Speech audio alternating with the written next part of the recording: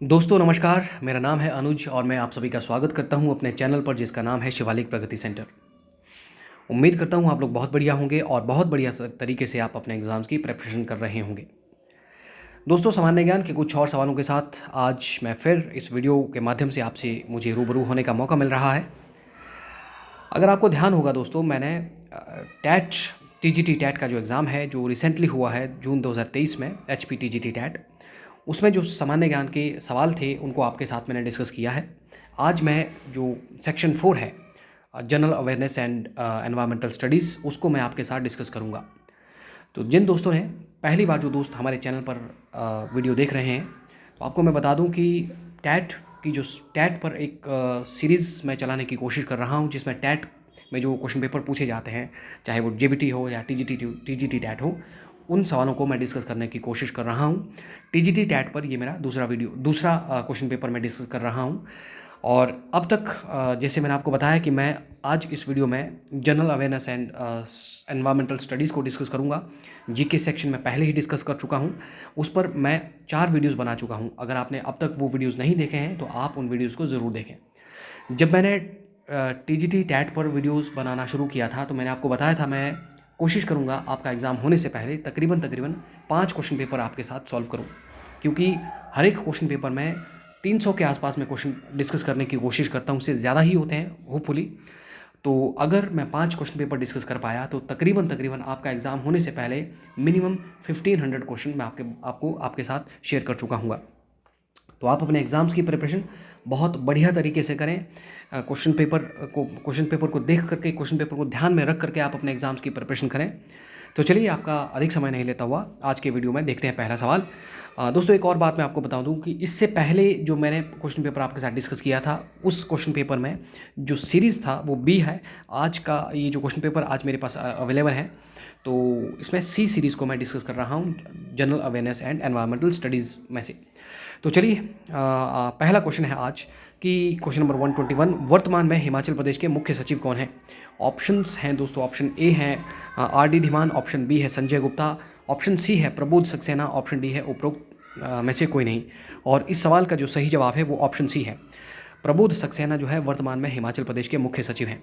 अगर आपको सवाल पूछा गया होता हिमाचल प्रदेश के प्रथम मुख्य सचिव कौन थे, हिमाचल प्रदेश के प्रथम मुख्य सचिव अगर आपसे पूछा गया होता तो इस सवाल का जो जवाब होगा वो होगा के एल मेहता। के एल मेहता ये हिमाचल प्रदेश के प्रथम मुख्य सचिव थे। अगर सवाल आपको पूछा गया होता हिमाचल प्रदेश के प्रथम मुख्य आयुक्त कौन थे, प्रथम मुख्य आयुक्त यानी कि first chief commissioner of Himachal Pradesh अगर आपको पूछा गया होता तो सवाल का जो जवाब होता वो होता एन सी मेहता। ये सवाल एग्जाम पॉइंट ऑफ व्यू से बेहद ज़्यादा ज़रूरी है। चलिए नेक्स्ट क्वेश्चन देखते हैं। क्वेश्चन नंबर 122 है कौन सी नदी हिमाचल प्रदेश में सिरमौर जिले को लगभग 2 बराबर भागों में बांटती है? Option A Gomti, option B Markanda नदी, ऑप्शन सी गिरी नदी, ऑप्शन डी उपरोक्त में से कोई नहीं। और इस सवाल का जो सही जवाब है वो ऑप्शन सी है दोस्तों। गिरी नदी सिरमौर को 2 बराबर भागों में बांटती हैं, गिरी आर और गिरी पार। गिरी नदी पर हिमाचल प्रदेश सरकार ने जो एक जल विद्युत परियोजना शुरू की थी अपने खर्चे पर, उस परियोजना का नाम भी गिरी परियोजना है। ये हिमाचल प्रदेश सरकार के द्वारा चलाई गई पहली जल विद्युत परियोजना थी। आपको इस तरह से भी सवाल एग्जाम में पूछा जा सकता है। चलिए नेक्स्ट क्वेश्चन देखते हैं। क्वेश्चन नंबर 123 है दोस्तों, हिमाचल प्रदेश सरकार द्वारा प्रदेश को देश का पहला हरित ऊर्जा वाला राज्य बनाने का लक्ष्य किस वर्ष तक निर्धारित किया गया है? ऑप्शन ए वर्ष 2023, ऑप्शन बी वर्ष 2025, ऑप्शन सी वर्ष 2027, ऑप्शन डी उपरोक्त में से कोई नहीं। और इस सवाल का जो सही जवाब है ऑप्शन बी है दोस्तों। हिमाचल प्रदेश को जल विद्युत, हाइड्रोजन और सौर ऊर्जा का दोहन करने तथा वर्ष 2025 तक देश का पहला हरित राज्य बनाने का लक्ष्य जो है हिमाचल प्रदेश सरकार द्वारा निर्धारित किया गया है। नेक्स्ट क्वेश्चन देखते हैं। Next question is question number 24, Manu Rangshala Himachal Pradesh में कहाँ पर स्थित है? Option A Palampur, option B Pangi, option C Sundernagar, option D Manali. तो इस सवाल का जो सही जवाब है वो ऑप्शन डी है दोस्तों, मनाली में है मनु रंगशाला। मनाली का नाम जो है वो मनाली को मनु का आलय यानी कि मनु का घर कहते हैं। मनु महाराज जो है, मनु का मंदिर भी आपको पूछा जा सकता है कहाँ पे है, तो मनु का मंदिर भी मनाली में है और उसी के नाम से मनु रंगशाला का हिमाचल प्रदेश में इसको स्थापित किया गया है। नेक्स्ट क्वेश्चन देखें, क्वेश्चन नंबर 125 है दोस्तों, वर्तमान में हिमाचल प्रदेश के राज्यपाल कौन है? Option A Shri Rajendra Vishwanath Arlekar, option B Shri Kalraj Mishra, option C Shri Bandaru Dattatreya, option D Shri Shiv Pratap Shukla. और इस सवाल का जो सही जवाब है वो है ऑप्शन डी, श्री शिव प्रताप शुक्ला जो है वर्तमान में हिमाचल प्रदेश के राज्यपाल हैं।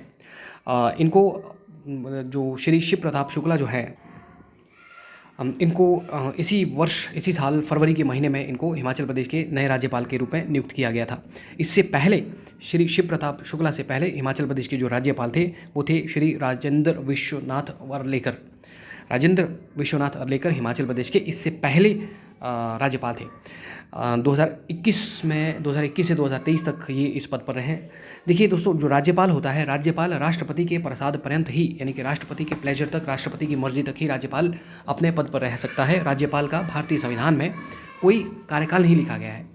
तो अगर आपको सवाल पूछा गया होता कि हिमाचल प्रदेश के पहले राज्यपाल बताइए, तो हिमाचल प्रदेश के जो पहले राज्यपाल थे वो थे एस चक्रवर्ती जो है ये हिमाचल प्रदेश के पहले राज्यपाल थे। हिमाचल प्रदेश के पहले उपराज्यपाल यदि आपसे पूछा गया होता तो हिमाचल प्रदेश के पहले उपराज्यपाल जो हैं वो जनरल मेजर हिम्मत सिंह है। हिम्मत सिंह जो है हिमाचल प्रदेश के पहले उपराज्यपाल हैं और 1951 में इनको हिम्मत सिंह जी को उपराज्यपाल के रूप में नियुक्त किया गया था। चलिए नेक्स्ट क्वेश्चन देखते हैं। क्वेश्चन नंबर 126 है दोस्तों, किस देश ने ICC world test championship final 2023 में जीता है? ऑप्शन ए है दोस्तों भारत, ऑप्शन बी है न्यूजीलैंड, ऑप्शन सी है ऑस्ट्रेलिया, ऑप्शन डी है इंग्लैंड। तो दोस्तों ये जो चार ऑप्शन है, भारत, न्यूजीलैंड, ऑस्ट्रेलिया और इंग्लैंड, इसमें से जो ऑस्ट्रेलिया ने भारत को 2023 में जो ICC वर्ल्ड टेस्ट चैंपियनशिप हुई, इसमें ऑस्ट्रेलिया ने भारत को हराया और ये चैंपियनशिप जो ये लंदन में कंडक्ट करवाई गई थी। तो चलिए नेक्स्ट क्वेश्चन देखते हैं और क्वेश्चन नंबर 127 है कि 2024 में ओलंपिक खेलों की मेज़बानी कौन सा देश करेगा? ऑप्शन है दोस्तों, ऑप्शन ए है Bharat, option B England, option C France, option D Japan. और इस सवाल का जो सही जवाब है वो ऑप्शन सी है। 2024 में जो ओलंपिक खेलों की मेज़बानी की जाएगी वो माफ़ कीजिएगा, वो फ्रांस के द्वारा की जाएगी। Option C is the correct answer. 2020 के जो ओलंपिक खेल हुए हैं दोस्तों, जो कोविड की वजह से एक साल पोस्टपोन हुए, 2021 में वो करवाए गए, वो जापान में करवाए गए थे। जापान की राजधानी टोक्यो में वो कंडक्ट करवाए गए थे। भारत 2036 में जो ओलंपिक खेलों का जो संस्करण होगा उसके लिए भारत ने दावा किया है कि वो 2036 का ओलंपिक जो है वो कंडक्ट करेगा। तो अभी हो सकता है इसमें कुछ चेंजेस हो, लेकिन भारत ने ये कहा है कि 2036 के ओलंपिक संस्करण को कंडक्ट करवाने की वो पूरी कोशिश करेगा। दोस्तों ओलंपिक खेलों की शुरुआत अगर आपको पूछा जाए कि ओलंपिक खेलों की शुरुआत कब हुई, तो ओलंपिक खेलों की शुरुआत 776 ईस्वी पूर्व हुई है। 776 ईस्वी पूर्व ओलंपिक खेलों की शुरुआत हुई, लेकिन बाद में इनको बंद किया गया। फिर आपको सवाल अगर पूछा जाए कि आधुनिक ओलंपिक खेलों की शुरुआत कब हुई, तो आधुनिक ओलंपिक खेल 1896 से खेले जा रहे हैं और इनको ग्रीस यानी कि यूनान की राजधानी एथेंस में सबसे पहले खेला गया। ये आपको सवाल एग्जाम में पूछा जा सकता है। अगर आपको पूछा जाए कि भारत जो है, भारत के पास ओलंपिक खेलों में भारत की क्या स्थिति है, तो भारत जो है ओलंपिक खेलों में अब तक कुल 35 पदक भारत ओलंपिक खेलों में जीत चुका है, जिसमें 10 गोल्ड मेडल हैं। 10 में से 8 गोल्ड मेडल जो है, 8 स्वर्ण पदक जो है भारत ने हॉकी में जीते हैं। इसके अलावा एक गोल्ड मेडल भारत के लिए नीरज चोपड़ा जो भाला फेंक गेम होती है, जेवलिन थ्रो, उसमें जीता है। और एक गोल्ड मेडल भारत के लिए अभिनव बिंद्रा जो है शूटिंग में लेके आए हैं। तो ये भी आपको पूछा जा सकता है कि भारत ने ओलंपिक खेलों में अब तक कितने स्वर्ण पदक जीते हैं, तो 10 स्वर्ण पदक भारत ने ओलंपिक खेलों में जीते हैं। इसके अलावा दोस्तों जो ओलंपिक खेल है, जो ये ग्रीष्मकालीन ओलंपिक खेल होते हैं, जो मैंने अभी आपको बताया, ग्रीष्म मतलब समर में ये गेम खेले जाते हैं। अगर आपको सवाल, जैसे मैंने आपको अभी बताया कि 2024 में जो ओलंपिक खेलों की जो मेज़बानी होगी, जो 2024 में ओलंपिक खेल होंगे वो कौन से ओलंपिक खेल है, तो ये सभी के सभी जो गेम्स होंगे वो ग्रीष्मकालीन ओलंपिक होते हैं, समर में ये होते हैं। अगर आपको पूछा जाए शीतकालीन ओलंपिक सर्वप्रथम कहाँ पे किए गए, तो शीतकालीन ओलंपिक खेलों की शुरुआत 1924 में ये हुई थी और शीतकालीन ओलंपिक खेलों को सबसे पहले फ्रांस में कंडक्ट करवाया गया था। चलिए नेक्स्ट क्वेश्चन देखते हैं, क्वेश्चन नंबर 128। और क्वेश्चन नंबर 128 है कि 15वां ब्रिक्स शिखर सम्मेलन अगस्त 2023 में कहाँ पर आयोजित होगा? ऑप्शन ए दक्षिण अफ्रीका के डरबन में, ऑप्शन बी अमेरिका के वॉशिंगटन में, ऑप्शन सी भारत के नई दिल्ली में, ऑप्शन डी उपरोक्त में से कोई नहीं। तो इस सवाल का जो जवाब, क्योंकि क्वेश्चन पेपर पुराना है, इस सवाल का जो जवाब है वो ऑप्शन ए है। हालांकि 15वां ब्रिक्स सम्मेलन 2023 का जो अगस्त के महीने में कंडक्ट करवाया गया वो दक्षिण अफ्रीका के शहर जोहान्सबर्ग में करवाया गया। जोहान्सबर्ग। अब आपको पूछा जा सकता है ये कहाँ पे किया गया, तो ये जोहान्सबर्ग में किया गया है। ब्रिक्स में दोस्तों 5 देश हैं, 5 देश थे ब्रिक्स में। B means Bharat, R Russia, B Brazil, R Russia, I India, C China और एस साउथ अफ्रीका। तो अभी दक्षिण अफ्रीका के जोहान्सबर्ग शहर में 15वां ब्रिक्स सम्मेलन करवाया गया। अभी कुछ नए ब्रिक्स में कुछ 5 नए मेंबर्स 5 नए मेंबर्स को जोड़ने का, नए सदस्यों को जोड़ने का ऐलान दक्षिण अफ्रीका के जो प्रधानमंत्री हैं उन्होंने किया है, सिरिल रामाफोसा ने। माफ़ कीजिए, सिरिल रामाफोसा जो है ये दक्षिण अफ्रीका के राष्ट्रपति हैं। इन्होंने ऐलान किया कि अभी 5-6 देशों को, 6 देश जो है ये ब्रिक्स के नए सदस्य होंगे। इनमें से एक कंट्री हो गया दोस्तों मिस्र, दूसरा जो कंट्री है वो ईरान है, तीसरा जो कंट्री है वो सऊदी अरब है, सऊदी अरब। चौथा जो कंट्री है दोस्तों वो है यूएई, यूनाइटेड अरब अमीरात, संयुक्त अरब अमीरात जिसको हम कहते हैं। और 5वीं जो कंट्री है दोस्तों वो है इथोपिया, इथोपिया। और जो 6वीं कंट्री है वो है अर्जेंटीना, अर्जेंटीना। तो ये नए मेंबर्स ब्रिक्स में शामिल किए जाएंगे, ऐसा ऐलान किया गया है। तो हो सकता है आने वाला जो टैट होगा उसमें आपको हो सकता है ये क्वेश्चन आपको पूछा जाए। चलिए नेक्स्ट क्वेश्चन देखते हैं। और अगर आपको ब्रिक्स का हेडक्वार्टर पूछा जाए दोस्तों, ब्रिक्स का जो हेडक्वार्टर है वो शंघाई में है, ये भी आपको पूछा जा सकता है। चलिए नेक्स्ट क्वेश्चन देखते हैं। नेक्स्ट क्वेश्चन है क्वेश्चन नंबर 129। वीर गार्जियन 2023 संयुक्त सैन्य अभ्यास किन दो देशों के से संबंधित है? Option A Bharat Germany, option B Bharat Japan, option C Bharat रूस, ऑप्शन डी भारत अमेरिका। तो इस सवाल का जो सही जवाब है दोस्तों वो ऑप्शन बी है। भारत और जापान के बीच में 2023 में ये जो वीर गार्जियन सैन्य अभ्यास किया गया, ये किया गया। सैन्य अभ्यास किन किन देशों के बीच में कौन कौन से करवाए जाते हैं, एग्जाम में कई बार सवाल बनते हैं। आप एग्जाम में जाने से पहले इन सवालों को ज़रूर देख के जाएं दोस्तों।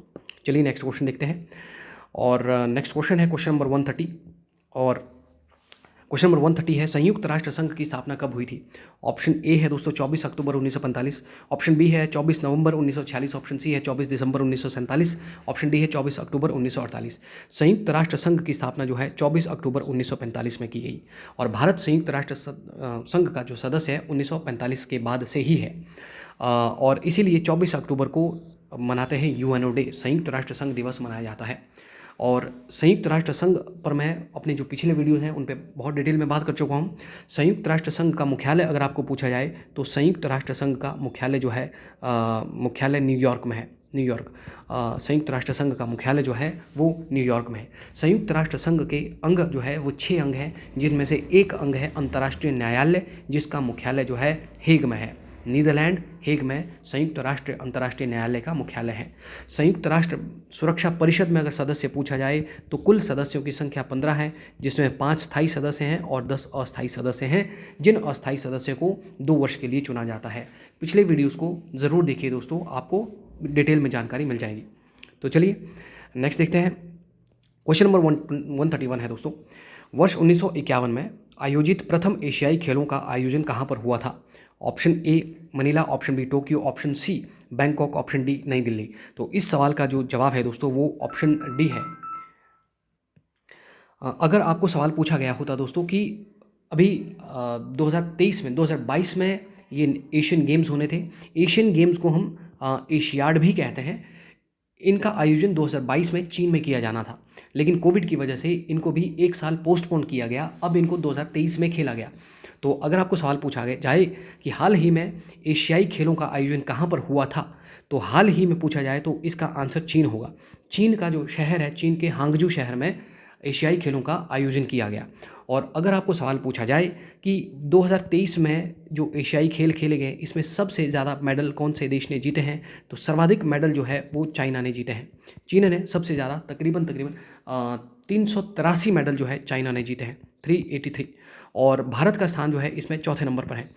चीन पहले नंबर पर, जापान दूसरे नंबर पर और कोरियाई गणतंत्र तीसरे नंबर पर, भारत चौथे नंबर पर है। और भारत ने कुल जो पदक जीते हैं एशियाई खेलों में 2023 में, वो 107 पदक जीते हैं। और 4 ही देश ऐसे हैं जिन्होंने 100 से ज़्यादा पदक जीते हैं, और वो 4 देश यही हैं। चलिए नेक्स्ट क्वेश्चन देखते हैं। क्वेश्चन नंबर 132 है, सुब्रतो कप किस खेल से संबंधित है? Option A football, option B hockey, option C table tennis, option D polo. तो इस सवाल का जो सही जवाब है दोस्तों वो ऑप्शन ए है, फुटबॉल से संबंधित है सुब्रतो कप। अपने पिछले वीडियोज़ में मैंने कौन सा खेल से कौन सा कप संबंधित है ये भी मैंने डिटेल में डिस्कस किए हुए हैं दोस्तों। अगर आपने हमारे पुराने वीडियोज़ नहीं देखे हैं तो पुराने वीडियोज़ ज़रूर देखें। चलिए नेक्स्ट क्वेश्चन देखते हैं। क्वेश्चन नंबर 133 है, इंदिरा गांधी पर्यावरण पुरस्कार कब शुरू किया गया था? ऑप्शन ए है दोस्तों वर्ष 1987, ऑप्शन बी है वर्ष 1990, ऑप्शन सी है वर्ष 1997, ऑप्शन डी है वर्ष 2003। तो इस सवाल का जो सही जवाब है वो ऑप्शन ए है। ऑप्शन ए जो है, इस पुरस्कार को ये जो दिया गया है, पुरस्कार ये जो दिया जाता है, ये पर्यावरण संरक्षण में योगदान देने के लिए इस पुरस्कार को शुरू किया गया। तो चलिए नेक्स्ट क्वेश्चन देखते हैं दोस्तों। क्वेश्चन नंबर 134 है कि स्वामी दयानंद सरस्वती का मूल नाम क्या था? ऑप्शन ए दोस्तों रामशंकर, ऑप्शन बी है गौरीशंकर, ऑप्शन सी है दयाशंकर, ऑप्शन डी है मूलशंकर। तो स्वामी दयानंद सरस्वती का जो मूल नाम है वो है मूलशंकर। स्वामी दयानंद सरस्वती ने 1875 में आर्य समाज की स्थापना की है। This is very very important, Arya Samaj. और यही आर्य समाज बाद में 2 शाखाओं में बंट गया। एक है DAV दयानंद एंग्लो वैदिक, और दूसरा है गुरुकुल। अगर आपको सवाल पूछा जाए वेदों की ओर लौटो नारा, वेदों की ओर लौटो, ये नारा किसके द्वारा दिया गया? तो ये नारा भी स्वामी दयानंद सरस्वती के द्वारा दिया गया। स्वामी दयानंद सरस्वती ने एक किताब लिखी जिस किताब का नाम है Satyarth Prakash. Satyarth Prakash, again very very important, Satyarth Prakash. Swami Dayanand Saraswati ने कहा कि भारत जो है, भारत भारतवासियों के लिए है। India is for Indian, Bharat भारतवासियों के लिए है। ये नारा किसने दिया? ये स्वामी दयानंद सरस्वती के द्वारा दिया गया। स्वामी दयानंद सरस्वती ने शुद्धि आंदोलन चलाया। तो स्वामी दयानंद सरस्वती से, स्वामी दयानंद सरस्वती को भारत का मार्टिन लूथर किंग भी कहते हैं। भारत का मार्टिन लूथर जो है स्वामी दयानंद सरस्वती को कहते हैं। अगेन देखते हैं, अगेन क्वेश्चन नंबर 135 देखें दोस्तों। क्वेश्चन नंबर 135 है कि किस राज्य की विधानसभा चुनाव में पहली बार घर से वोट पहल शुरू की गई है? Option A Kerala, option B Karnataka, option C Andhra Pradesh, option D Mizoram. तो इस सवाल का जो सही जवाब है वो ऑप्शन बी है दोस्तों। कर्नाटक ने ये सुविधा अपने जो नागरिक हैं, जो बुज़ुर्ग हैं या जो दिव्यांग हैं, जो कि पोलिंग स्टेशन तक नहीं पहुंच सकते, उनके लिए ये जो पहल कर्नाटक की सरकार ने शुरू की गई है, कर्नाटक की सरकार के द्वारा ये पहल शुरू की गई है। दोस्तों आज के वीडियो में इतना ही। इसका जो नेक्स्ट पार्ट, जो लास्ट पार्ट जो GK सेक्शन का, जिसमें एनवायरमेंटल स्टडीज़ और जो जनरल अवेयरनेस के क्वेश्चन बचते हैं उनको मैं कवर करूँगा। तो अगर आपको वीडियो अच्छा लगा हो दोस्तों, वीडियो को लाइक ज़रूर करें, वीडियो को शेयर ज़रूर करें दोस्तों। चैनल को अब तक अगर आपने सब्सक्राइब नहीं किया तो चैनल को सब्सक्राइब ज़रूर करें। जल्द ही आपके साथ नए वीडियोज़ के साथ मुलाकात होगी। तब तक के लिए इजाज़त दीजिए। जय हिंद, जय भारत।